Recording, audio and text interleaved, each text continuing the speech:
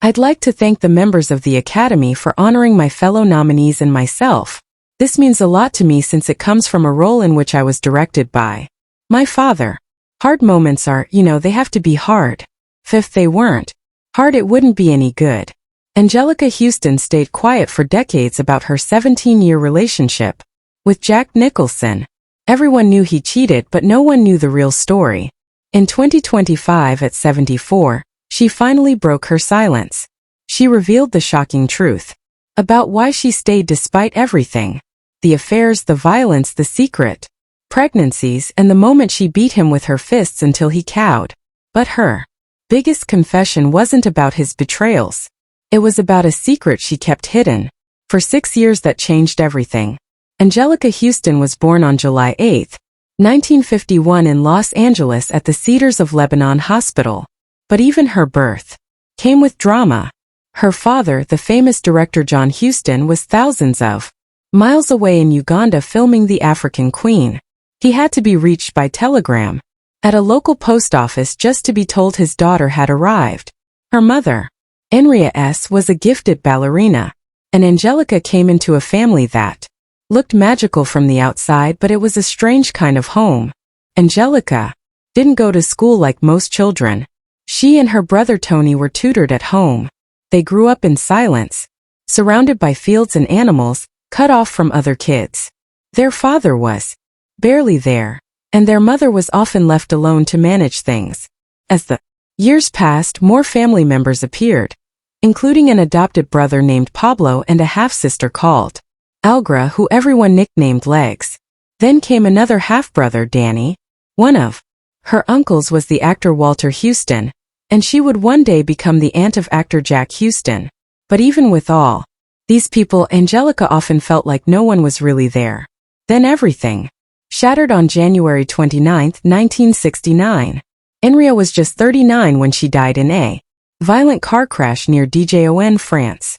The car veered off the road and into a ditch. Anjelica, who was 17 at the time, felt the earth shift under her feet. Losing her mother that way didn't just bring sadness.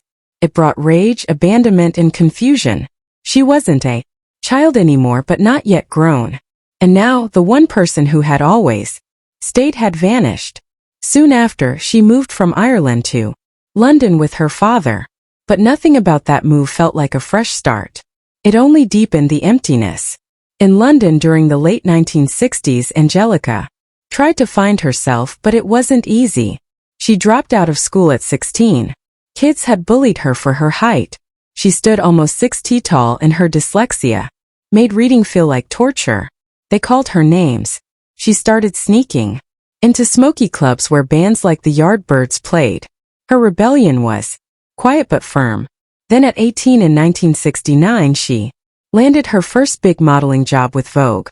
It was a photo shoot in the windswept Irish bogs with photographer Richard Avedon. She looked wild and ethereal, like someone from another world. But behind the camera she was still hurting. She later admitted to treating her co-model harshly, making him fetch water lilies from cold marshes. The pain of losing her mother still lived just beneath her skin. In 1968, a year before that shoot, she had signed with the powerful Eileen Ford agency in New York. At just 17, she was stepping into a world that looked glamorous but often wasn't. There were creepy photographers, invasive stares, and a constant pressure to look perfect. The lights were bright, but the shadows were darker. Her body was praised and picked apart in equal measure. Inspired by models like Jean Shrimpton and Twiggy, she posed with confidence, but she never felt fully seen. She wasn't just John Huston's daughter. She wanted to be more than a name. At 19, she walked the runways in Paris. Paris Fashion Week in 1970 should have been a triumph. She wore couture for Huston, stood tall under the lights, and smiled for the cameras. But inside, she felt small. The industry wanted thin. It wanted perfect. She tried cocaine. She tried LSD. One night, she wandered the Paris streets in a paranoid haze, unsure where she was or who she'd become. The parties were wild. The money was real. She sometimes earned $1,000 a shoot. But the cost was emotional. This wasn't the life she wanted. Not fully. So in 1972 she walked away from the runways and turned toward acting. She enrolled in classes with Peggy Fury in New York and started from scratch. At 21 she wasn't taken seriously. People saw her last name and assumed she hadn't earned her place. Her first film, A Walk with Love and Death, was directed by her father.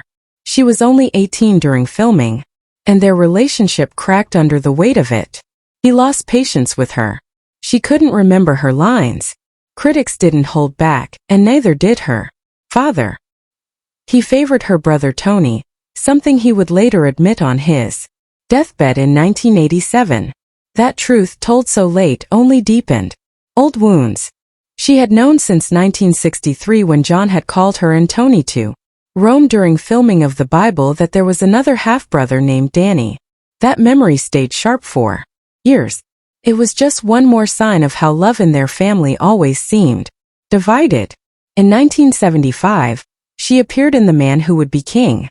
It was a grand film with a huge budget, $8 million at the time, around $45 million today, and scenes shot in the harsh Atlas Mountains of Morocco. But she had just 2 minutes of screen time. On set, Sean Connery fought with John Huston. Storms delayed filming, and Anjelica felt invisible. Michael Caine once told her that her accent made no sense. She cried every night. Even though the film earned 4 Oscar nominations in 1976, it left her feeling like acting wasn't worth the pain. In 1976, she took a lead role in Swashbuckler. The production was chaotic. One actor, Robert Shaw, was sliced by a sword and needed stitches. The film, shot in Mexico with a $5 million budget, only made $2 million back. Critics were harsh. She was labeled again as a product of nepotism. Inside she felt like quitting. Outside, she smiled for cameras. Then came 1977. That year she found herself at Jack Nicholson's house during a nightmare moment in Hollywood history. Director Roman Polanski was there supposedly for a photo shoot with a young girl named Samantha Jimmer. But that night Polanski drugged and assaulted her. Anjelica showed up later and saw nothing obvious.